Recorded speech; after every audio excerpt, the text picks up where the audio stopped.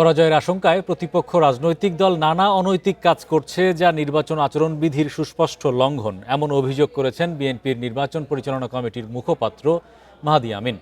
দুপুরে গুলশানে সংবাদ সম্মেলনে মাহাদী আমিন আরও অভিযোগ করেন, নোয়াখালীর হাতিয়া ও কুমিল্লার 14 গ্রাম সহ দেশের কিছু জায়গায় অনাকাঙ্ক্ষিত ঘটনা ঘটেছে। পাশাপাশি কিছু জায়গায় সহিংসতা করেছে প্রতিপক্ষ রাজনৈতিক দল। চেষ্টা করছি এই লেভেল প্লেইং ফিল্ডটা নিশ্চিত করবার জন্য যেন তারা জোরদার ভূমিকা রাখে, সেটা নিয়ে আলোচনার জন্য। এবং আমরা বিশ্বাস করি নির্বাচনকে যদি স্বচ্ছ হতে হয়, অবাধ এবং সুষ্ঠু হতে হয়, তাহলে প্রতিটি রাজনৈতিক দলকে দায়িত্বশীল ভূমিকা রাখতে হবে। বিজলি কেবলসের স্কিন কোটেড ইনসুলেশন আগুন প্রতিরোধী। বিজলি কেবলস, নিরাপদ আজীবন।